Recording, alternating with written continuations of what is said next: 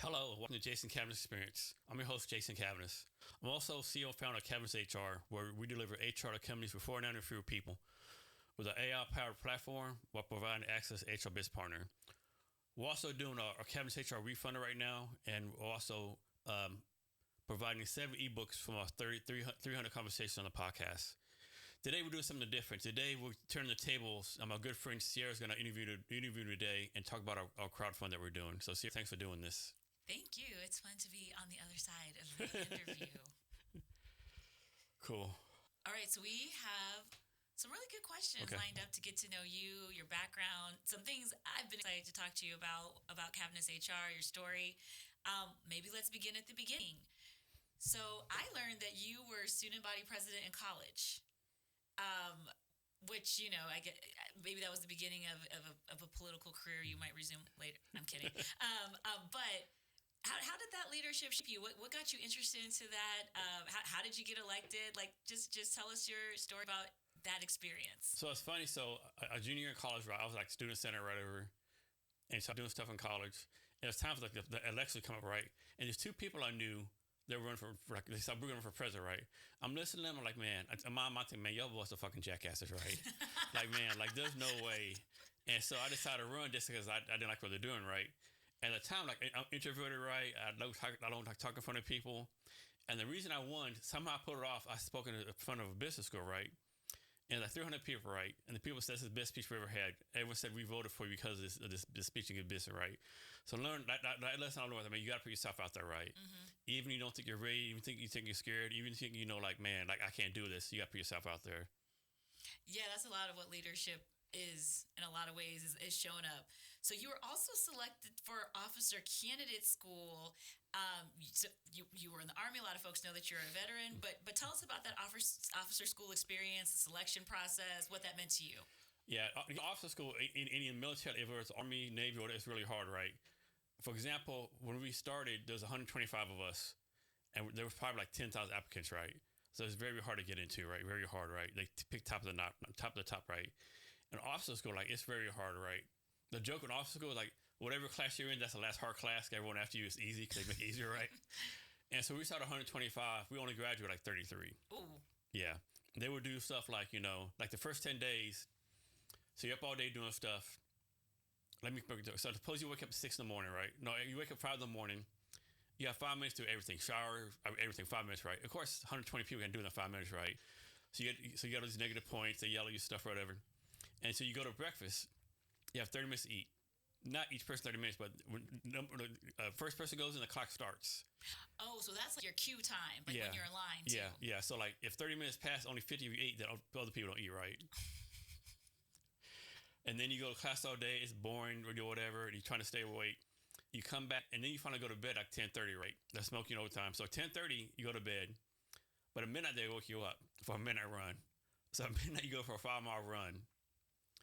And so you get back in the room 2 in the morning. Of course, you can't go to sleep, right? So that was like the first 18 days. Now, do you guys get to shower after the midnight run? Or is it right back to bed? It's back to bed, yeah. Ooh. Everybody's funky and nasty, yeah. And they would do stuff like, I played games with you, of course, right? So we're in a class, and you always had a canteen with you with water, right? And one time, one of the instructors went to a guy and said, hey, they called you a candidate, right? Hey, candidate Jones, you look thirsty. I get past you, drink your water. I'm not thirsty. What the fuck you say to me? You better drink this fucking water. And so, there's no EO, none of that stuff, right? And of course, this is back in like 1998. Things might have changed. And so he drinks the whole canteen, right? And we all know what's going to happen, right? 10 minutes later, another dude comes in, candidate, why's your canteen empty? And just smokes all of us, right? Man. So stuff like that, yeah. And so, but what does that do in terms of like setting up your career? Like you make it through all of that. Yeah. Well, first of all, what happens to the guys who don't make it? And then what happens to folks like you who did make it? I mean, you don't make it, you just go back to your regular Army job, Okay. Yeah, I mean, there's nothing bad really happens, but you have the stigma like, man, you made it this far, you can make it, right? It just means you just can't quit, right? Yeah. But it's insane. So then you're on the officer track after you pass. And another thing I learned about you is that, I'm not surprised to hear this, but your units that you were leading were consistently more successful and outperforming when it came to like at the time the benchmarks for other units. What at the time did you think was making your units different and so successful? And as you look back on it now, what other things have you noticed upon reflection that were the difference maker? I think the big thing, whatever leadership role you have to take care of people, right? What's the thing? Like, take care of people, take care of you, right? And one thing I did might have been kind of different. Like, when I took a new job, within the 36 days, I got rid of 1 or 2 people, right? Like, these 2 people perform to go, right? And one time I did it different. Like, one time I took a job over, and actually I would get rid of the person. But every time I talk to the person, oh, the so-and-so before you did it this way. You know, every time I said, oh, so-and-so did this way. That dude's not here no more, right? So I finally had to get rid of him, right? And you just have to keep him down, right? Another thing too, like, even with someone that gives you like bad ideas all the time, you have to throw them a bone once in a while, right? Like, once in a while, okay, this some crazy shit, let's do it. Oh shit, that actually works, right? Yeah. And plus, you people know if you're gonna take care of them or not take care of them. Yeah, I love that. And plus, I'm really competitive too. You know, I might seem like I'm competitive. I'm very competitive. Yeah, like I always been tell, like, you know, either you're a Super Bowl champion or you're not, right? Yeah. Yeah. I mean, well, you wouldn't go through all that trouble in officer school to not be competitive. No. I wouldn't think. Yeah. Yeah, definitely. Okay, so you retire. You've now hosted over 300 podcast episodes, 70 books. You run Seattle's Got Tech. Why has the community and ecosystem you've been building and a part of been so important to you? I mean, it's a cliche, giving back, you know, but it's about giving back, you know, showing, providing value, doing stuff for other people, right? I mean, it's a community here, right? I mean, it has negative things here. You know, people criticize it for some things, but most part, people want to do things, build great products, and people generally just get along here, right? They want to help each other out. There's a lot of like good stuff going on here. I just want to be a part of that. Yeah, when you think about all the good stuff going on here, you know, there's so much going on, particularly like within tech. There's all these investors, all this innovation, students, the whole gamut that you've supported, platform. Why HR? Why now? And with human resources, especially when the headlines say the machines are coming and we don't need people. I mean, the machines are coming. So I'll tell a funny story, right? I all the time, like, why did I get involved with HR? It's totally random, right? So when I was young, now when the party started, I still remember, like 18, 19 years old, right? And so my life wasn't doing that good, right? I'm like, I need to do something. I decided to join the Army. But I told the recruiter, hey, I need something where I need like sooner than later, right? Okay, I took the test. I came back. Okay, there's 2 jobs you can leave within a month, right? Okay, what are they? So one job was a parachute repairman, right? So the people jump on the airplanes, the parachute get torn up. There are people like actually sew them up, right? Sew them up. And so the video is like 100 dudes in this hot ass factory. They're sweating. It's hot as fuck, right? And like, man, that don't get good. And I could only go to North Carolina or Georgia. And it would be like in summertime, right? Next video was an office environment, nothing but nice looking females, very sexy, you know, very cool, you know, like, and I could go to Germany. I'll take that one. But the Army, being the Army, my first job in Germany was a unit full of dudes, and the first month I was in the field. So I didn't know things like the first month in Germany. So yeah, the Army, they never lie to you, but they never tell the whole truth. So you kind of got the honeypot bait and switch on yes, that one. Definitely, yeah. I did pretty good at H in the Army, you know, did a lot of stuff in the Army, and then just kept doing it in the civilian world, so to speak. Yeah, and on that note, obviously the military and civilian world, very different in how you handle personnel, organization, HR. In your time being in HR as a civilian, consulting with leaders, organizations, what have you noticed tends to be what's broken or dysfunctional in HR for small businesses? So first I go to the Army. In the Army, the disconnect is there's a lot of people in the Army who are leaders. They're like, okay, I rank you. I know more about this than you do, right? Mm-hmm. Like, you've never done this before, right? So that's the mentality they have, unfortunately. In the civilian world, it's not the same thing. It's just like, it's almost an afterthought with HR, right? Everyone thinks, what example I'll do, you hear all the time, I'm an expert recruiter. I'm an expert hiring manager. Are you really? Like, all your hires have been a hit? I refuse to believe that, right? Like, too many people say they're expert when they're not, unfortunately, right? Mm-hmm. And of course, like small business, what is small business, right? You know, according to SBA, a small business, anything with 500 people below, that's I don't know if that's a small business, you know? Yeah. It's no matter priorities, right? HR, they take care of once it's too late, you know, oh, we should have done this, we should have done that. Yeah, you should have done that a long time before, you know? Oh, we won't get caught. I mean, maybe not, but, you know, I like to help you. It's not like the government has, like, people going to your business every day. But problem is, sooner or later, if you do something wrong, one of your employees is going to drop a dime on you, so to speak, right? And they come and look at everything. Because if you're doing this one thing wrong, odds are you're doing everything wrong. And that's, like, more money you got to pay for fines. Yeah. Well, let's let's get specific, and because you've consulted and had some great results with so many entrepreneurs and business owners. Tell me a little bit about your client Anna. You told me a little bit that she was really struggling with some things in her like your HR small business. It kind of sounds like Anna's story really characterizes some of these challenges that not only you currently help with, but are kind of common pain points and dysfunction. So tell us about Anna, what you were able to do for her. Yeah, Anna is like most small business owners. Like they want to do HR right. Most like my clientele usually like the small business owner who knows HR is important, right? Like if someone's out there's like we don't need HR, I don't have time to educate them, right? But like people like Anna, like they know HR is important, right? They can afford it, right? Because she tried like an HR person like me, couldn't afford it, like you couldn't afford it. Then she tried the outsource HR, too inflexible, didn't do what they wanted. And the HR consultants and the HR consultants, that's why I want to put out business, right? Because most of them overcharge the price and delivering value. And then you had what's called the ad hoc HR, where Anna hired a bookkeeper to HR, right? So now, like a bookkeeper, like an accountant. Yeah. Oh boy. So instead of her doing bookkeeping percent of the time, she only does like it's half. Both things are screwed, right? And mainly, and they see like if you have to be able to listen to your HR person, right? Like HR can't tell you what to do, right? They should be telling you what to do. They should be recommending you what you do, right? It's up to you whether you want to listen to it or not, right? But yeah, there's a lot of good people out there doing some good things. Yeah, and then when you were able to work with Anna, what were some of the outcomes and what made the difference for her? So one thing I know with, it's a good example. So she actually had to hire a social media person on a contract to do social media for, right? For whatever reason, they had a disagreement, and the social media person quit. But when she quit, she deleted all Anna's social media. And so Anna's like, I'm not, but the person wanted the final paycheck. Anna's like, I'm not giving you a final paycheck until you do this back for me, right? And so the person was going to go to the Department of Labor here in Seattle and say, hey, I'm a contractor. She's not paying my money about an employee, right? And I was like, well, you're not an employee, you're a contractor. But I said, what did this person do? But Anna, even though she was contracting paper, everything Anna had to do was like she was an employee. I said, Anna, I can tell what they're going to do, but this looks like she's an employee. And what makes it worse, they're going to look and see you have 30 other contractors. They're going to assume these 30 should be employees too. So you're not going to have to pay fine for her, but all the other contractors. I would just pay this bit of money and do this right. So stuff like that, right? Yeah, it sounds like she got herself in a real bind that in working with somebody like you could have been a bit more proactive, especially if you're not, moonlighting your bookkeeper. You could get that kind of help, right? Yeah. I heard you mention a few things. There's ad hoc, there's outsource, all these different flavors of HR support and services. Tell us a little bit about those, the difference, and why working with somebody like you can really have a positive impact, proactive impact on navigating all of that. Yeah. So with the outsourced company HR like ADP, TriNet, I mean, they're really for big business, right? They don't care about you for small business, right? So more than 500 folks. Yeah, and like I have a friend, I have a person who she bought ADP last October for a company, and they're still onboarding like 8 months later, right? Oh man. And like it's ridiculous, right? But what do they do in the meantime then?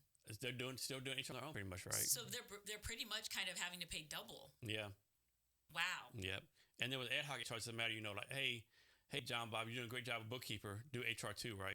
But you're not paying them for a job, right? You're still paying for they're only doing one job, right? But when somebody does that for like a bookkeeper, the bookkeeper example, that's really just related to payroll HR, right? Like just that one function of HR. So that's not talent. No, that's not compliance, right? Like. And you bring a good point. Like HR is so vast, right? It's like when someone says I'm an HR expert, like, are you really? Like you're expert in payroll and benefits and talent, all of it? I don't know. Workforce development. Yeah, you might. I don't know. You might be thinking of too highly of yourself. Yeah, because that's a lot to especially put on a bookkeeper to cover for you. And so you talked a little bit about where these approaches can be a bit of a mismatch. When it comes to like the needs of small businesses, you see, especially right now with things going on with AI, people are getting pitched and promised all kinds of things. What do you see are some of the places where some of these promises and pitches with tools, solutions really fall short, and where should people really look alive out there? Yeah, I mean, tools, some of these tools are good, but they're like, you gotta, like, you can obviously go to ChatGPT or Grok or whatever, put like, how to hire someone, obviously, right? But is it based on your situation, on your experience, like, it's all different, right? You have to have some kind of human element, I think you can use AI as a baseline, but you got to use your experience and job skills, whatever, as the final push through, I think, Yeah, and that's an excellent point, because when you think about there's tools, there's services, but you're somebody who in my opinion, has made a very good argument for the fact that small businesses are still underserved despite all of these different tools, pitches, proposals, solutions. Tell our audience a little bit why you see this big opportunity in small business still being there. I mean, because like, even though there's all these tools out here, you still have to take time to do it, right? Yeah. I mean, as a small business, you're doing all this stuff, right? Like, I kind of joke around as a start founder, like, I get told, marketing should be a priority, tech should be a priority, all these priorities, right? But what should be a priority is what you need to do, right? And HR is like, there's tools out to do it, but why do it yourself, right? When someone like myself can do it for you. Yeah, and you know, you also bring up an interesting point about more tools, more options. Decision fatigue is real. Exactly. And the cheese factory menu, you know? Yeah, exactly. Yeah, the book of appetizers, chapter 3, verse 2, right? 3 minutes later, you're still on page 6. Yeah, and also, I really like your perspective on this idea that more sometimes means more. Mm-hmm. The more tools you have mean you need more expertise. That means you need more time to integrate. Means you need more people, not less. So coming back to your services you offer, what would you say is your primary differentiator? You talked to maybe Anna when she was kind of going through her options, or those folks signed up for ADP and now they're paying for 2 like payroll systems. These folks have been approached by Gusto, they've been approached by Rippling. What I guess is kind of like your elevator pitch around what differentiates you? I think the big difference is, of course, we're going to have an AI platform to help you out. One thing that makes us different from Gusto and Rippling and other places, they all get HR people, right? But like, suppose you call another company, you might talk to Tom on Monday, Susan on Thursday, Jason on Friday. With us, it's the same person each time, right? So it's kind of embedded in your team. I mean, they don't work for you full time, but you need an HR problem that you talk to the same person over and over again, right? So I think that's the biggest differentiator. And plus, too, we look at it more like an engineering problem, right? Mm-hmm. Versus just a soft skill, right? Because I think engineering can solve a lot of this HR stuff. Yeah, and please say more about that and walk us a bit through your subscription model. Mm-hmm. Somebody wants to get started. What's their journey like, and how what can they expect in working with you? Yeah, getting signed up? Onboarding is very important. So we have a freemium model for companies 1 to 10 people. Because with our research, if a company has 10 or less, they're probably not going to pay for it, right? So we have a model, but that's like the employee handbook, HR policies, and then from 11 to 19, it's like $100 a month. 20 to 34, 200, and like 35 to $400. Like they need a $100 increase each time. And right now it's like basic HR, employee handbook, HR policies, HR advice. A plan to do everything A to Z, like job descriptions, payroll, that kind of stuff. Performance management is a plan in the future. Yeah, and that's really holistic and end to end. Tell us what your traction has been like. You know, you're reaching out to this underserved market. There's all these tools. Like, what's your progress so far? Where are you looking to take it? Yeah, of course, you never make much progress you want to as a founder, but it's been interesting, right? So, of course, I made a lot of mistakes. One mistake I made was talking too much to early stage startups. I've actually like 20 paying customers pass, but since early stage startups, all of them are out of business now, right? Mm-hmm. So I've had 20 paying customers, had like $55,000 revenue. I've done 80 beta tests. And cross-border traction, right? Some people stuff. Like I do have a lot of soft tracks on podcasts and stuff. The top 2% podcast in the world, number 80 tech podcast. That's like a big driver for me too, right? And one thing everyone's willing to list, right? Like I have a good reputation. If you Google me, stuff comes up, right? So I'm not like, some, random Joe trying to sell stuff, Yeah, and say more about because I know some folks, they're just like, how do we get to HR and ecosystem from podcasts and ebooks? Share a little bit more about that kind of flywheel that you have, putting yourself out there. Yeah, so I started a podcast a while ago, and it was like to market HR, right? So but then everyone said do a 30-minute podcast, right? Talk to other HR people. So talk to other HR people. And they bought one off Jason. These HR people are not gonna buy your platform because they all have their own platform, right? And I learned like I'm actually kind of good at this, right? 30 minutes is not enough time, right? So basically, that's copy door Rogan, right? Longer conversations. And even if I might talk to someone who is not a small business owner, like I've had artists on here, politicians, they can still help me tell the story, right? Mm-hmm. And it's always a good way to keep people in your purview, so to speak. Like I do, you were someone like tomorrow, 2 months from now, I might republish a little clip of them and tag her. Oh man, I forgot about Jason. It is a good flywheel because when I do a podcast, I post a video on all different platforms, those short videos. It's a good way to keep yourself out there. Yeah, and somebody who has had that podcast experience view and seen other ones, I think that is very germane to being good at HR, being good with people, being good with these sorts of conversations and showing people, not telling them that that's something you can do. Yeah, that's a good HR person. They don't tell you what to do. They kind of influence you to get there, right? They kind of lead their way. Like when I close, like the CEO says, I want to fire, Mary because she's pregnant now. And HR person, you shouldn't say, you can't do that. You should be like, okay, you're the CEO, you do what you want to, but if you do that, these might be implications, right? Do you really want to do these kind of things, right? Yeah. You have to lay out the good and bad of everything. Yeah. And you're about to scale up to be able to offer more of that perspective, more of that expertise. You got a launch coming up on September 8th. Yes. Tell our audience about what you got and what they can expect. Yes, have the Wefunder going on. So as a non-tech founder, the biggest challenge has always been the tech piece, right? I've had like a lot of tech people, CTOs, they always pretty lead, better opportunities. We did build, I would call it MVP minus like a year ago. It was real good. But person who built it out, great person, but she got it out with Walmart. Of course, I can't fuck around with that, right? And so the system has bugs in it, right? So I've been to Vietnam 3 times. I actually have some software developers who's gonna build it for me, right? And like, it's not like freelancers, not a company. It's like actually people I've dealt with, have a good connection with, right? Yeah. And in comparison, like in the United States, a developer might be 100,000. Vietnam is 30,000, right? And not to talk about US developers, but they're working 40 hours probably not anymore, right? In Vietnam, they're working like they're holding their craft, right? And so this is a money saving I can do with that on the fundraiser. So the fundraiser starts September 8th. It's going to like 60 days. And the thing with Wefunder, people may or not know, like you have to raise a minimum 50,000, right? So if I raise $49,999, I'll get the money, right? So I have to raise 50,000. After that, I can keep it all, right? And I think they charge like they keep that 7% of it, which is already fair, right? So yeah, pushing ourselves on social media, doing this. We're talking about Vietnam in a minute. I'm going to Vietnam on Sunday for 30 days. Got a lot of connections there. I'm actually doing my Wefunder launch party in Chi Minh City at a friend's bar. Wow. Yeah, I got 35 people signed up to that, like tech people, a lot of people like that. In Vietnam, I was there November to February this last year, 24-25. I did 18-person podcast there. It was insane, yeah. So a lot of good stuff going on in Vietnam. So yeah, looking forward to it. And the Wefunder, but it didn't mean like social media push, I call it joking around, begging for money, right? That's right. You got to pass the plate digitally. Yes. Everywhere you can. So launch is September 8th. Lots of exciting things happening. Like you said, already made some great connections in Vietnam, wanting to build more of that, expand on more of that. Where do you see yourself in CavnessHR, its impact in 2 to 3 years? Man, so I want to the impact to the question.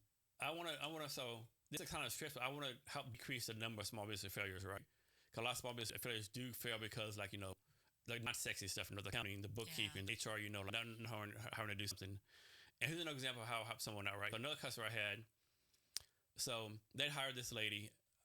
I will say her name is Mary, right? And they, hey, Mary, Jason, Mary's not working out. She's toxic. She's not a fit. Been in for 6 months, working out. She knows it. We know it. We have agreement. We signed the paperwork. We give her like some severance pay. She leave, right? Everything's done, right? But she told us that she's pregnant. Yeah, and so I'm not saying not to still do what you're doing, but like someone is gonna say you fired her because you're pregnant, right? So maybe you do keep on after they've done, like those kind of conversations, right? Because like it doesn't matter if everything's done. Someone might be a mother, might be someone. They're going to go on social media and say, "Hey, this company hired my friend Mary because you're pregnant, right?" And then how does that damage your brand? Another thing HR should be doing like protect your brand too, right? HR is good. Should be protecting your brand. Another myth: HR is not for an employee, right? HR is for the business, right? A lot of people get that done wrong. Like they'll go tell HR person, "Hey, HR person, I'm looking for a job. Don't tell no one." Like, what? I have to start getting your replacement. I have to tell the boss, like, these things you got to do, right? Yeah, HR is not your friend. It's... But on the other hand, too, they should kind of protect you from the boss. The boss does stupid shit, too, right? Another pet peeve of mine, too, I hear on the news all the time, like, this tech CEO did this crazy shit, right? Whereas HR, I'm pretty sure HR is trying to damnedest, like, keep them from doing it, right? Yes. Like, the HR lady, HR person, they have a mortgage, right? They just can't say, oh, I'm going to stand on principles and quit the job. It doesn't work like that. Yeah, and I really appreciate this kind of risk management view you're bringing up around how there are so many high potential businesses and startups that, the investors are excited about the addressable market, about the team. But once you start bringing in these other folks and you start building and scaling and you're trying to get to IPO, all of that great tech and IP and the moat that you built, it's crazy how the wrong kind of hire, a compliance misstep, the sorts of risks that you're trying to mitigate and get ahead of, that could be the thing that like really disrupts the business or maybe like even derails the brand. I'm learning too, especially talking to you, like in startup world, that like you said, those golden handcuffs, Walmart can give them platinum handcuffs. You know what I mean? Yes. And, some people tell themselves, well, we'll just be able to, this raise that I just did, I'll be able to negotiate a crazy salary and retention and all of that. And I think it's really interesting that how people think that they can throw tech money et cetera. And that somehow solves what you're talking about, that you still need HR help to navigate. Because what I'm hearing you say is it's great to have HR there because those are the folks that keep you from having to hang out with your lawyers. Yes. Another thing, like HR, you get to solve all kind of crazy problems that you don't get in school, right? So once I had a customer and they call me, I like this rumor, right? So supposedly that employee, and supposedly the employee told someone else that worked there that he takes showers with his kids, right? Like he's 39, he's like 8 years old, and he can't really take the showers. So like, can I fire him for this? Like, well, let's walk through all this, right? How it's true, how you know it's true. The guy denied it, like was this lady like mad at him, like all that kind of stuff happens too, right? And how do you like process through? I mean, because if you fire this person and it's totally untrue, and it's proven that lady's lying on him, like then you're liable. Then again, if you don't fire him, it gets out, then what type of company you have? We have employees taking showers that eat your daughters, right? So it gets complicated. Well, yeah, because you kind of have to navigate. It seemingly doesn't matter how high tech, how high salary, or how highly educated people are.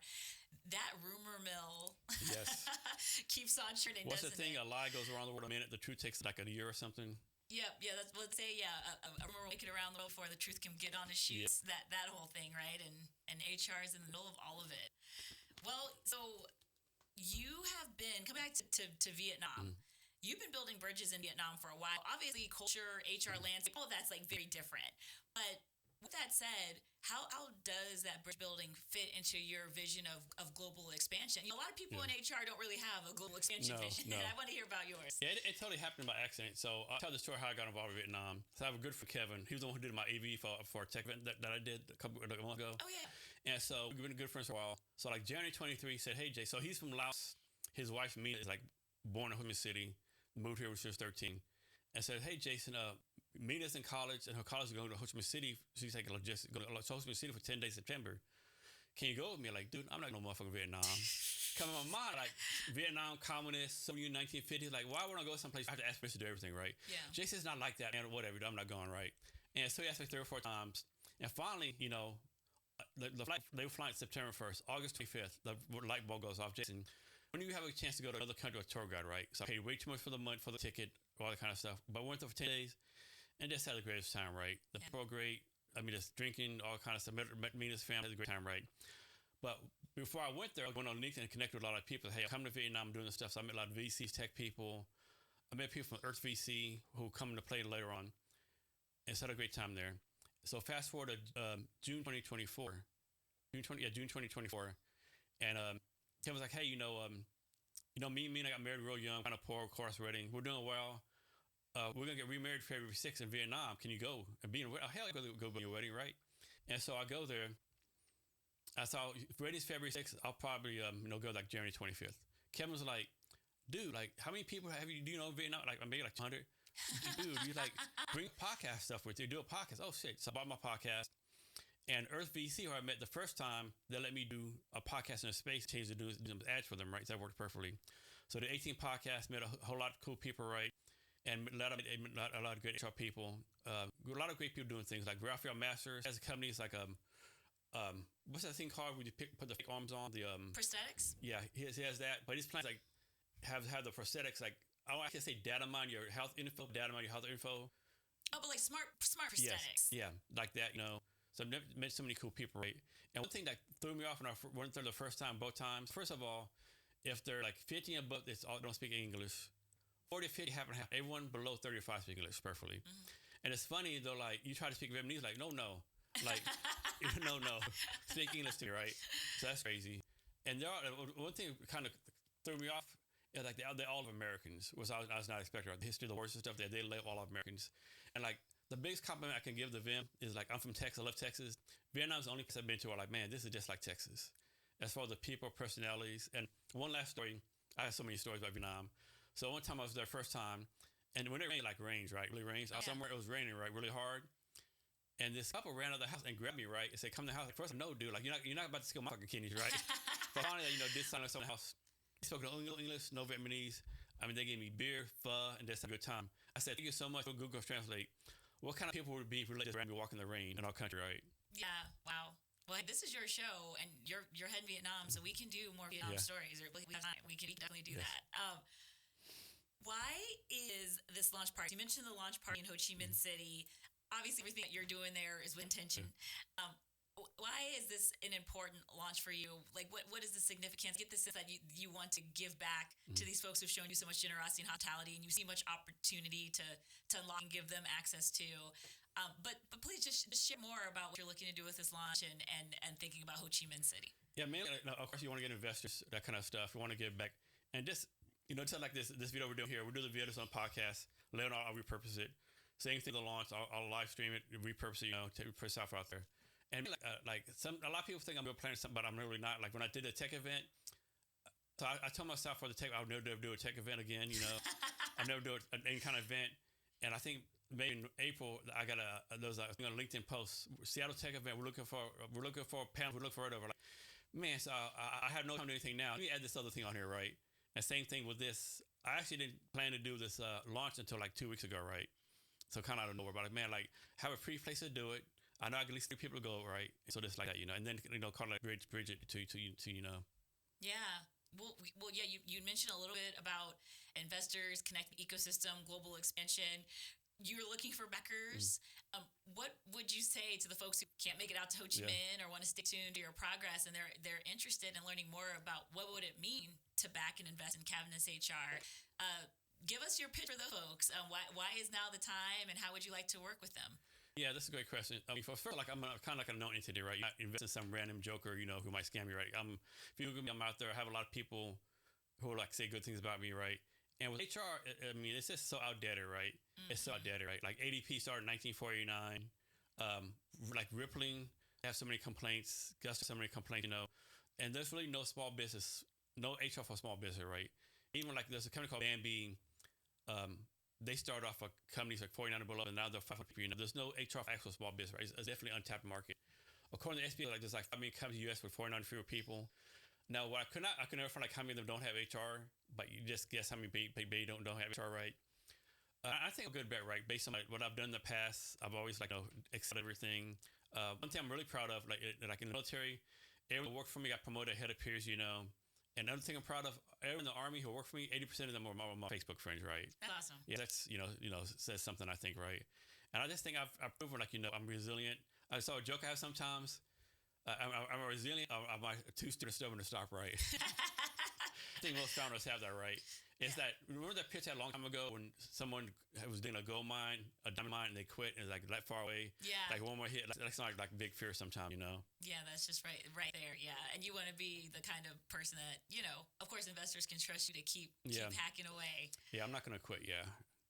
Yeah. It's been a good time, though, I wouldn't be doing anything else. Yeah. No, I love it. So we talked a little bit about investors. We talked about Wefunder, so you're looking at these different types of ways to do funding to get your scale, traction, and expansion. Tell the audience a little bit about if you want to tap in on the Wefunder side of backing you. What's that split and allocation going to be for what you're raising? Yeah, so it's you can invest $1 million. You sure can. Yeah, you sure can. Yeah, so minimum $100, minimum $100, and if I don't raise at least $50,000, you get your money back. And set up something called a safe, right?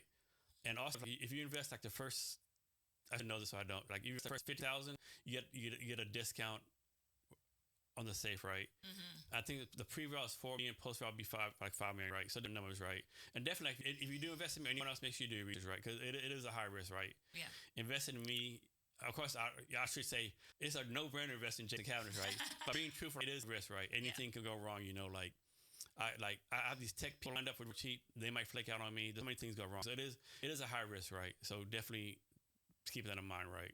Having said that, $100, that's be a lot of help to me. Yeah, $100. If you're willing to risk a night out in Seattle, is that even a night out in Seattle? No, I'm not sure. That's like 20 minutes. I was gonna say if you wanted an airport Uber, a level of risk, put it there in the Wefunder. That's 100, right? Yeah. Well, awesome. I think that's all of questions I had for you as your interviewer today, but is there anything you wished I would have asked you or anything that you want your audience to hear from you ahead of this launch? Yeah, for founders, the biggest challenge is people always talk about how long it takes, but the thing you don't realize, I have a lot of people, but most of them are going to be after 6 months, right? Mm-hmm. Because the reason being, they can't do it for free, right? Yeah. And one stereotype I felt the billionaire unicorn myth, right? The money's out there, but the stats, so even venture capital, who I think it's like the 1.2% of venture capital actually make money off their investments. Only like 1% of people trying to raise money, right? So it might be better for everyone to actually focus on customers first, right? Yeah. And that's a big mistake I made in the past, right? I definitely try to pitch it too soon, right? Yeah. Another thing I learned too from this journey, like you have all these VCs say, hey, if you're early, come talk to us. What that really means is if we dealt with you before and raised money before, come talk to us. Come back to us first. It doesn't mean random Joe you never seen before, come talk to us, right? Yeah. And another thing too, like what is early stage, right? Like some people say early stage idea, other people say around, so it's definitely changed a lot. There's a lot of different things out there. Yeah. Well, me, I run a venture studio, so I when we say early stage, we actually mean it, and it's actually one of my favorite things about doing that. Yeah, definitely. No, it's a good journey. Yeah. Also the Wefunder. So I also have a free 7 ebooks. That's on the show. So one thing this is crazy. So we're live streaming this like everywhere, right? Mm-hmm. And so you have a QR code on here, right? On the screen, my computer screen, everything, right? But then like I got banned from TikTok, right? I'm like, what's going on? You can't have no QR codes on there. So I learned that and I peeled it. And I promised I never have QR codes before, right? So it'd be nice. Hey, go to the QR code on the screen, kind of stuff. And now I have to think another way because I like a lot of stream, like a lot of viewers on TikTok, right? Right. Yeah. So I'm doing the 7 ebooks of 300 conversations. Actually, let me show the titles off my phone. If you tell me, like, I was talking to 300 people, I'm like, damn, there's no way I'm talking to 300 people. Let me pull this up so I can tell you the titles.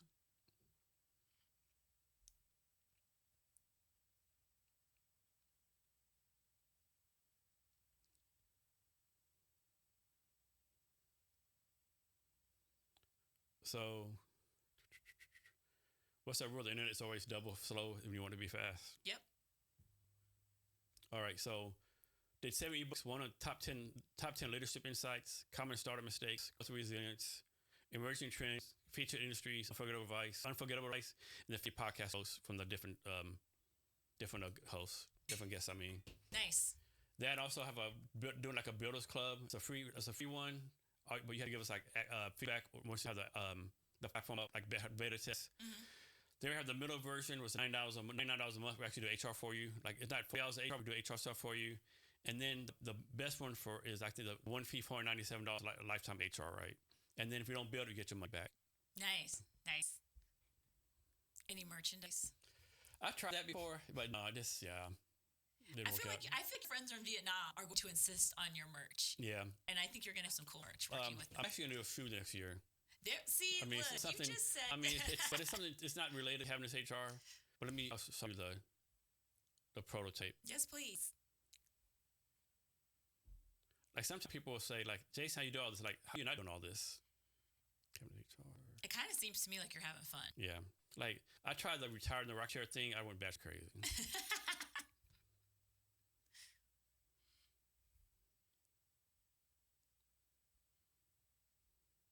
So here. Let's see. Ooh, those are fly. Yeah. I'm from Colorado, and it's giving Denver Broncos vibes. Yeah. So those are actually my brand colors. So for CavnessHR. Very nice. And these are the prototypes. And you said maybe coming next year, 2026. Yeah. So once I'm going to go to Vietnam, I'm actually doing a tour factory to see where I want to have it made at. Nice. Well, for folks who are curious, who are listening or viewing, you'll have to maybe put some top secret JPEGs. Maybe you could unlock some early preview prototype things with joining your Wefunder. Who knows? We'll see. Yeah, that's a good idea. So what do you have going on? Ooh, what do we have going on? It's hard to believe it's September next week. So it's Q4 time, friends. It's the fourth quarter if you're running the calendar year. Halftime if you're on the June fiscal. But in any case, we're just thinking about Q4, finishing the year strong. The weird thing about Q4, and you know this from working in HR, is that because of vacations and all of that, you really actually only have for like September, October. Because once you start getting into like mid-November, it's kind of game over for getting everybody's like signature workflow. And for some people, it starts at Halloween, right? It really does, right? And so that's kind of how I think about it. So when I say that like September is next week, because I'm an operationally focused person, and I think about what we need to get done, not just in the end of the year, but set ourselves up for 2026. I think about how we really actually just have September and October. Yes. That said, we are going to be at Seattle AI Week. WTIA. That's the end of October. So you folks check that out if you have events, if you want to see the speakers, all that good stuff. So I'll be there as part of their summit on October 28th. We also have the Tech Alliance. So the Technology Alliance here, they do an annual policy summit, and our Barlco Venture Studio is their partner this year. So you folks can save the date for mid-November. And we'd love to see folks there. So the policy summit is to help folks focus on these different emerging tech areas. The theme this year is quantum. Washington State is a bit behind the other 9 states, et cetera, in having a quantum and future tech initiative. But the Tech Alliance is doing this annual policy summit. Day 1 is going to be more of the policy economic focus, but Barlco during day 2, and we're very excited because this finally means that we're going to be able to do a larger scale event that's on par with the kind of stuff you see out of Chicago and Maryland and Colorado and New Mexico, because we're firm believers that even while Washington State is kind of figuring out its place and strategy, that doesn't mean that the innovators and thinkers, investors here shouldn't have an opportunity to have the same access that these other states and global regions have when it comes to brushing up on this topic, not just for quantum, but for future computing in general, and all of this infrastructure and security that's needed to support what's happening with data intelligence and AI. So since I have you, I think what else you want to talk about? I want to take advantage of you being here. What else should we talk about? Man, I feel like so much has happened since we did the episode I was on. Yeah, I know, right? Man. And I think that comes out 2 weeks from now, actually, that episode.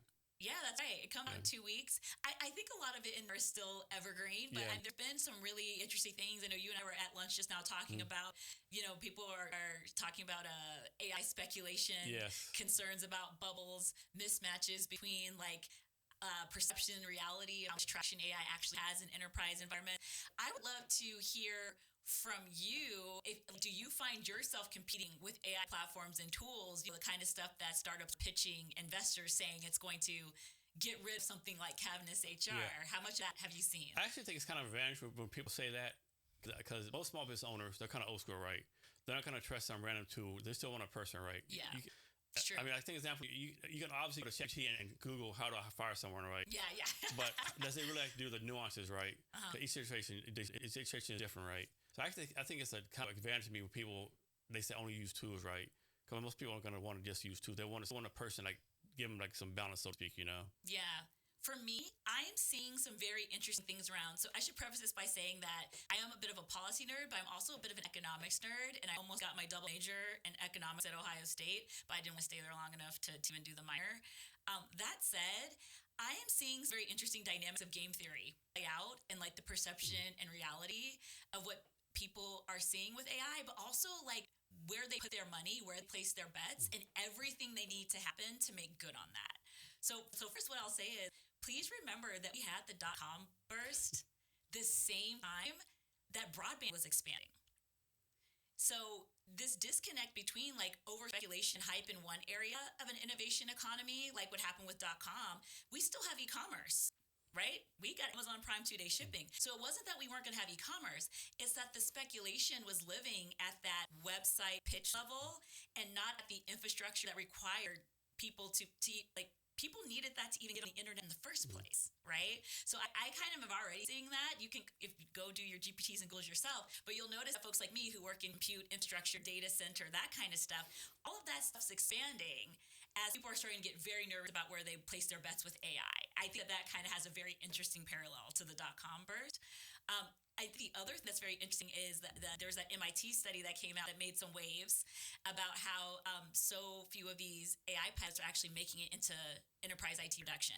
I find that very interesting because some sort of well, hold on, there's all this shadow AI going on and people are using it at a consumer level. They're burning up these GPT credits. Where I think that gets interesting from a game theory perspective is if you're one of these AI companies, these superstar one to watch 40 under 40, blah, blah, blah type startups, you didn't promise your investors the total addressable market of shadow AI and consumer AI. You promised them that you'd be able to replace business unit workers, that you'd be able to streamline operations. So all of that money that you raised, it was on the promise of being able to have these large scale kind of automation, rip and replace roadmaps in enterprise IT. So I say that to say that it will not be enough that these consumer apps and lower price point AI solutions do well when a lot of this money was promised around enterprise IT and basically modernizing and renovating all these workflows. So that's actually a really big gap in price margin. That's a big gap in traction. And I'm not really sure how much you can have these smaller, lower price point AI sorts of tools versus like the really big subscription, like SaaS bills for enterprise. I'm sure somebody could run the math on how much you would need to fill in that gap, but that's a pretty big gap. Last thing I'll say, since the last time we talked about with all this stuff, is this data center thing and this speculation around that real estate, critical minerals, there's a very big risk around some of this technical debt where people are looking to invest in data centers and materials that really assume we're always going to build data centers the same way. We now have aquatic data centers. We have orbital data center nodes launching and continuing to be launched this fall. So if you're somebody who's kind of late to the party, you're rushing in right now on like the standard data center model, I've been telling people you can't put a Hemi in an Oldsmobile. It's really difficult to try to retrofit or do more, bigger, harder, faster of a data center architecture type that obviously it just can't keep up with AI workloads. It was never designed to do that. So I do think that there's some real risk. McKinsey has a report out right now talking about misallocated capital, which I think is a very polite way of saying, like, don't be the dumb money, where you're speculating it's going to take you 2 to 3 years to get this stuff off the ground. And the same folks who have been working on modular data center solutions, modular energy power, et cetera, they might be having prototypes, traction, and sales, closing rounds for their raise in the next 2 to 3 years, right when people are trying to finally break ground on what they're spending millions on right now. McKinsey's like a $7 trillion problem. So those are, I guess, my little updates from Frontier Tech and Infrastructure and news and trends since the last time we went out. So back to CavnessHR, a couple of things I forgot to say. Right? So, like I said, a year ago, we did like an MVP minus, right? MVP minus, like we had some less intent. Of course, letter 10, you never know if they're going to really pay not right. Yeah. So, like, it does it count, doesn't count, did 80 beta tests. All the people we talked to, like, all of them said, hey, Jason, you're on the right path, but this isn't good enough for us to pay for, right? Mm-hmm. So, the reason I'm raising a refund is because I need to raise money to pay for the developers, right? Mm-hmm. Even though Vietnam still costs money, right? Yeah. And some people were all, like, get customers first, or like, what should I do the Wefunder to help raise the tech? I always say, like, I have 100 people on. Everyone says they're going to buy, right? Maybe I'm too, like my flyer with the podcast people don't know. I just don't have so many people who buy the product once it's ready for them, right? Mm-hmm. And so when we're raising the money to be able to build the product out to do the sales. Makes sense to me. And I think we have a pretty good go-to-market plan, using the podcast, social media, different items like that. I'm a veteran, partners with veteran organizations. I have partners set up, like, so in Seattle, for people in Seattle's based on neighborhoods, right? Mm-hmm. There's Pioneer Square, Belltown, Capitol Hill, all these have their own small city business networks or chamber of commerce or partners, those kind of things too, right? Yeah. Well, I also like your model that it kind of has like this, apart from LOIs, it's kind of like try before you buy sort of thing, which can really make a difference in helping people discover for themselves what kind of fit is there for what you have to offer. Yeah. So let's talk about my tech event. Once again, thanks for being a judge there. Yes. What was your take on the tech event and the talent you've seen there? I really liked it. There was a lot of events going on Seattle Tech Week, and I couldn't clone myself to be at nearly as many of them as I wish to be at. But I really appreciated the range of the types of founders that you had there, a different kind of technology you had there. I'm always a big fan of folks who are thinking beyond enterprise SaaS. There was a lot of that. I think about Apple Technologies who won. I get excited about a startup like them, not just because of like the tech itself in the market, but from a decentralized like healthcare perspective, we've never really had a solution like that can be mobilized. And like how has that been happening yet, right? Yeah. Like, how is this possible? Yeah, I mean, because I think about, I used to work at Cardinal Health, and there'd be the community health centers, and I also did some nonprofit work and all of that. And when you think about Latin America, Sub-Saharan Africa, et cetera, you can have these health clinics, right, where you can administer vaccines, and you can basically kind of do like minute clinic type care, right, and places that don't really have access. Same thing with rural health deserts. Sadly, we're having more of those in the U.S. But the thing that has always been missing has been imagery. So people could have growths, abscesses, even cancers and tumors in these different villages and communities for years, in some cases decades, and there would be no way to have that evaluated or imaged unless you were able to help that person get to like a larger city or a larger healthcare hub. And so that's what I was really excited about who won. I'm not saying that that's in their plan or anything like that, but just seeing that technology's out there in the world where people can have that decentralized imaging, that's not just solving a real healthcare system problem in America, that's solving a very real access to care problem for the world. Yeah, when I first decided to just do the tech event, I'm like, okay, I'll do this tech event. I'll probably pick 5 starters, right? Then I got 55 applicants, right? And like, okay, so maybe 10 of them do 16, right? There's so many applicants, right? It's like insane. And yeah, there's so much good stuff going on here. Yeah, the other thing I liked about it too, and I talked to you about this before, was like that was kind of an event that was fun because you could be a secret shopper. If you have like a pitch contest or something like that, or even demo day, right? You don't get to kind of we talked about kind of like an audition, right? A lot of trade shows, expos, conferences, it's going to be like the format you had. You're going to have a table, and people are going to have to mosey around. You're not going to get a stage and 5 minutes pitch and slot. You're not going to get that, right? You're going to be in a room full of all this other technology and all these other tables and all these other exhibitors. And how do people learn about your product? How do they discover you, have an experience? You got to be some kind of person, Yeah. Oh, and not just that, like not everybody's going to be able to get to all of your tables. Not everyone's going to be able to have the same conversation with the founder. So how do people, like you were sending out the websites for them ahead of the event. And I was one of those people, I looked them up, right? And that's how it goes. It's the same thing when you go to exhibit. I was at the Kritsu Forum. Shout out to Robin, everybody. Similar thing, the Kritsu Forum Capital Expo. They had people on stage pitching who were selected, but then they had all these booths.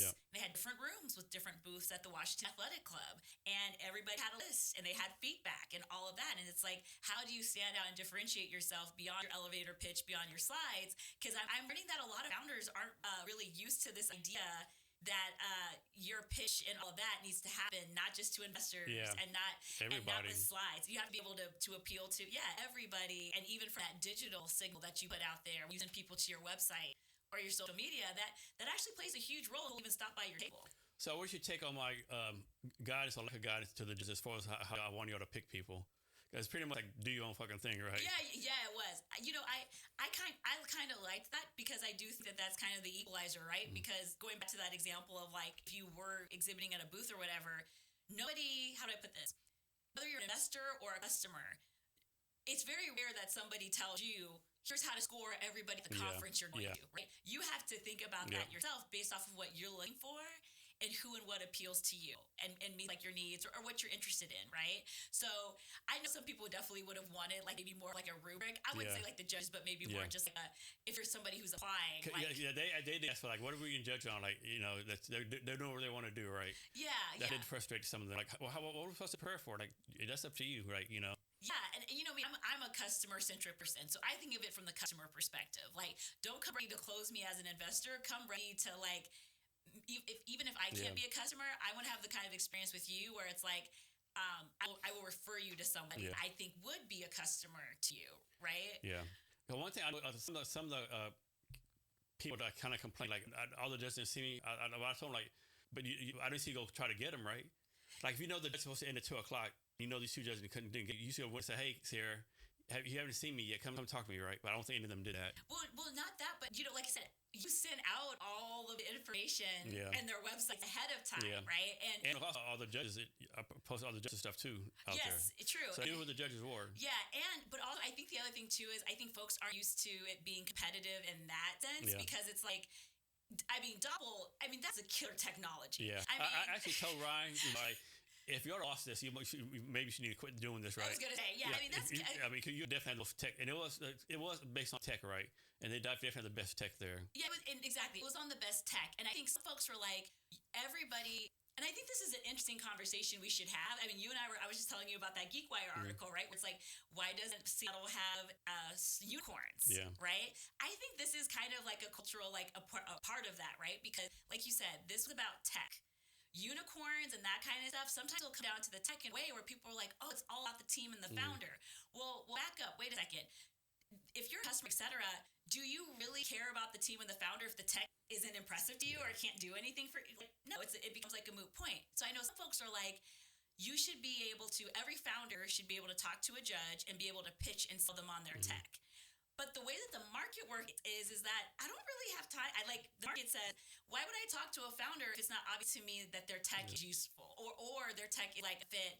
In this case, it's like you would have to have had tech when you looked at all the websites that would go beyond what the impact that Doppel was going to have in the world. So I think in that way, I totally would get the frustration if you're one of the other booths, because it's like, these people got a patient and a gown. Yeah, they went all out, right? Yeah, they went all out. And so and like I said, it's competitive, but the market can be competitive that way too. I do also take the point that the categories are different, right? When you think about there was remind me of the name of the other startup that was there for the ear infection checks. I think it's Waverly Diagnostics. Yes, so this diagnostics group, they have an apparatus where you could check your kids' ear infections from a phone, right? And it's like, I love, is it Takamori? Yeah. I love Takamori Robotics, right? Yeah.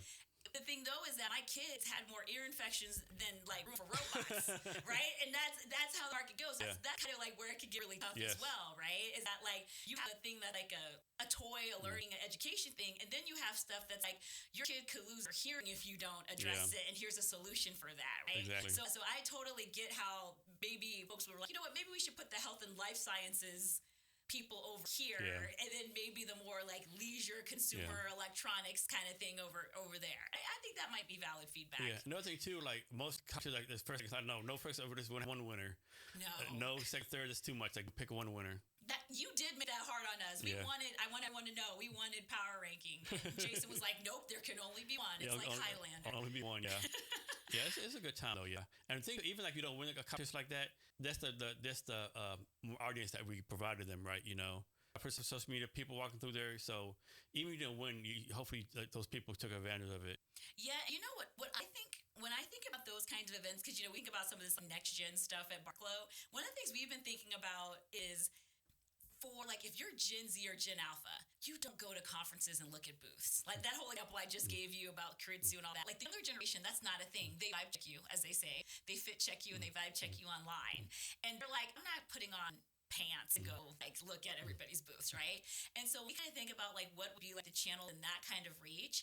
I do think this is where that like social media, like digital first thing is a really big deal, because we definitely have a younger generation in this attention economy where like it's like they're not going to sit there and listen to a pitch, as we would call it, but they'll watch your TikTok, right? They'll watch they'll scroll, they'll lose 2 hours a day looking at different TikToks, right? But are they going to like look at slides? Are they going to look at a pitch? Are they going to look like at a demo and like your IP moat competes? No, they're not going to do that. So that's something my co-founder and I think about, is like, how do we get that reach to a younger generation? Not necessarily because like Gen Alpha is old enough to be accredited investors, but because from a talent pipeline perspective, you want their engagement, especially like in frontier tech where we operate. You want to show up and get on their radar, because the jobs of the future, a lot of kids don't even have vocabulary. A lot of adults in America, they don't even have vocabulary for what you want to be when you grow up that actually matches the future economy. So we think of it less from everybody's after investors and customers, which is great. But if you're after like talent and starting people early and catching us up on that qualification pipeline, that's where we're kind of thinking about like, oh man, we got to think more beyond demo days and pitch days and booths to reach that younger generation. So another thing I'm proud about the conference, of the event I had too, like I told you about the one person really got hired by Doppel. Yeah. There was actually 3 people got hired at the conference. That's a different network, right? So, there you go. Yeah. Isn't it ironic that sometimes if you have like an event that's like we want people want network to get hired, it doesn't happen, then you have an event about something else. Yeah, like has everyone ever got fired at a job fair? I don't think so. I have not. Yeah, but yeah, it's interesting how that happens organically. When you kind of create that sort of convening. But yeah, I had a really good time. I had a great time. I think that the whole thing about like the founder dynamics and like who's like the attendees, like who's the judge. I think that really gets into there's like the whole thing of incubators and accelerators. And in some ways, how do I put this? It's almost like stage management and finishing school, like for entrepreneurs, right? And I think that that's interesting because in an event like yours, and I'm saying this as somebody who's founder, investor, operator of a venture studio, and I've done these types of events for Barlco, it really is kind of like a audition and boot camp that you're not going to get from the incubator accelerator courses. Exactly. Right? Because the incubator accelerator courses will tell you how to stay on script and how to this, how to that. But when you're actually like in it in real time, and you're getting so many different types of questions about like what you do. Like how many different various feedback each startup get, right? Exactly, right? And then also like how much of that here's another thing I noticed too. There was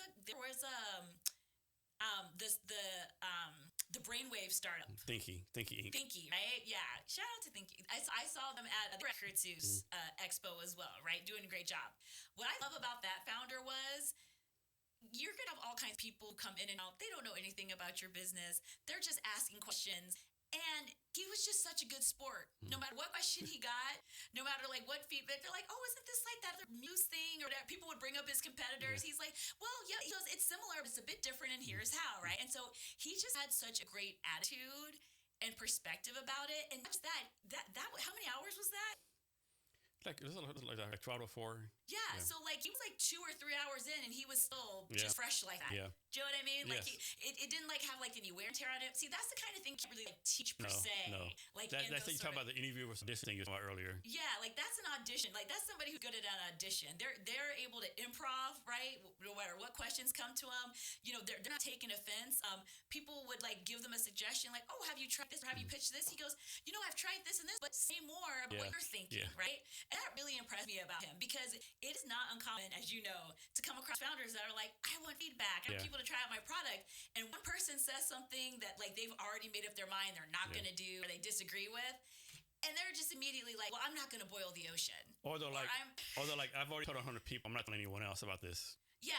Or like, well, like if you ask that question, then you clearly don't know enough about like my tech or my startup or whatever, right? And it's just like, okay, I mean, I get it. Like I can get a little crispy around the edges at the end of the day too. Like I totally get it. But I do think that how you show up in those dynamics, especially over a long period of time, because expos are a long time, conferences are multiple days. You go to global conferences, you're jet lagged, right? And like, how do you still show up well? And so that was one founder in particular who really like impressed me with how he's handling folks. And people ask me when I do this podcast, I do them because like you can't hide your true self after a 2-hour podcast, right?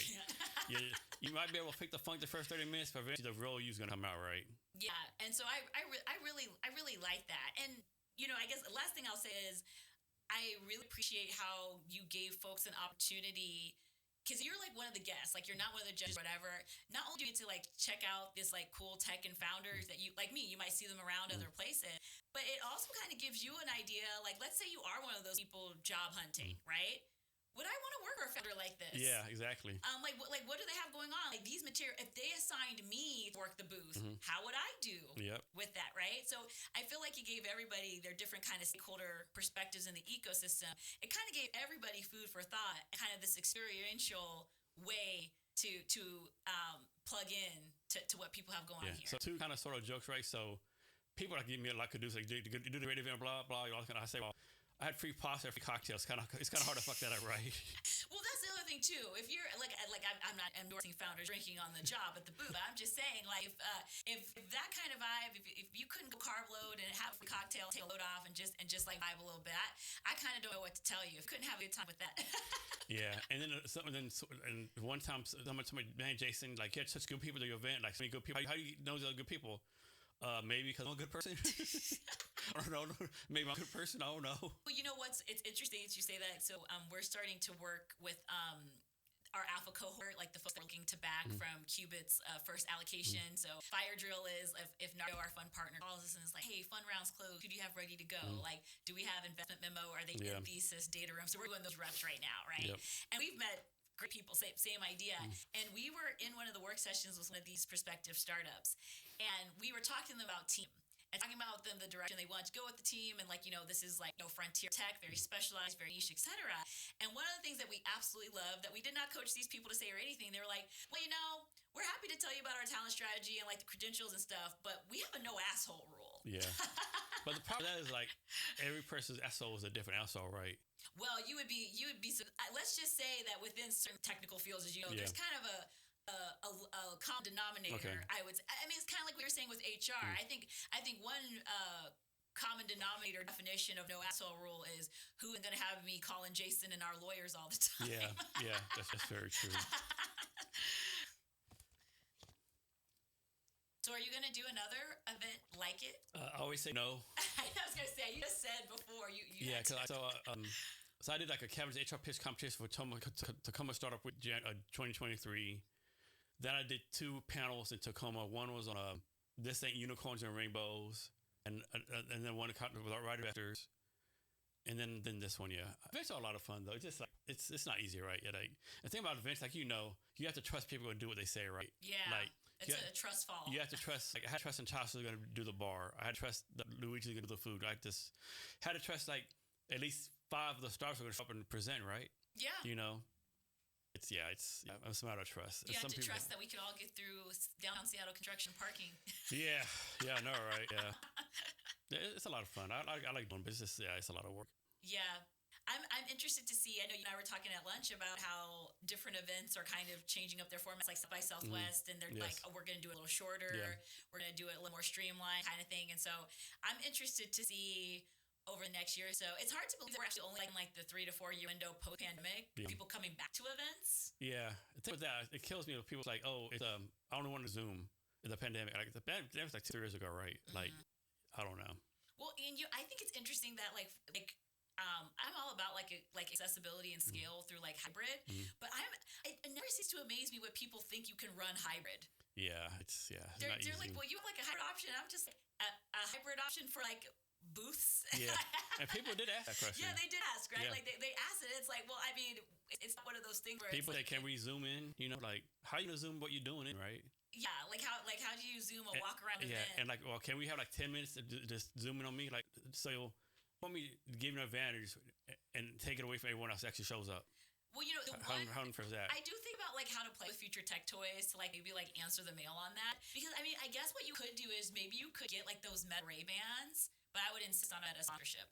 But you could get the Meta Ray Bans and do like a POV, kind of walk around, and then like maybe have people do like send you their questions and like do it that way.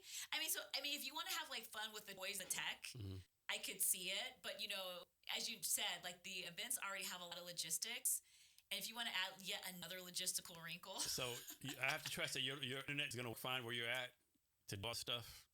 Well, you have to trust that like the internet there, like nothing's going to time out or go to sleep. Yeah. And like you have the right like Zoom or Google Meet subscription tier where it doesn't turn off in an hour, right? Like the AV stuff, you make sure the right thing muted and the right thing working, you know. You have to make sure all the startups are okay with their stuff being recorded, because all that stuff has AI note taking by default now. Yeah, you're right. That's a thing. Oops, this founder's pitch and all of that is all like yeah, it's a lot to think about, but I feel like I will speak as like a judge, so we participated. It was well worth it coming, and like, you know, even it being a half-day event, I really appreciate it, and I kind of had that impression. I will say that this is my first like Seattle Tech Week doing like the whole thing, like being featured, like hosting event, all of that, and I feel like we went, at least in my experience and stuff, I was like involved in like 3 for 3, and then I guess and then the other 2-ish events that I also went to, totally worth it. Nice, yeah. So one thing we have to figure out here in Seattle, like, of course, Seattle's like great in the summertime, but we do all of it. We pack a year's worth of events into those 2 months, right? We got to figure out a way to like kind of spread out. Like, obviously, you don't go out and sign in January because the weather sucks, but we got to figure out something out where we can do events throughout the year, you know, just not packed with like this little small summertime. You know, that's interesting, because that's one thing that the GeekWire article is talking about, you know, where the Seattle AI unicorns, just the unicorns in general, it's like, you know, that's one thing people, I feel like, don't talk about in the Bay, is like, it's always sunny. Yeah. A lot of time it's sunny and nice in the Bay. Yep. And like, you know, you can do a lot more patio deals there. Yeah, not so much here. Yeah, not so much here. Now, meanwhile, you know, you have New York, but you New Yorkers, you know, they're trudging through to ring the bell in Wall Street in the snow. They're built different. That's a different thing. They're going to cut deals all year round, but 6 foot blizzard, we just walk right through it. Yeah. No big deal. No big deal. Cool. Hey, Sierra, thanks for doing this. I appreciate it. Yeah, thank you. This is always a lot of fun. Cool. All right. Thank you for your time. Really appreciate it. Yeah, and good luck with the launch, and keep us posted. Yes. And to our listeners, thank you for your time as well. Remember to be great every day.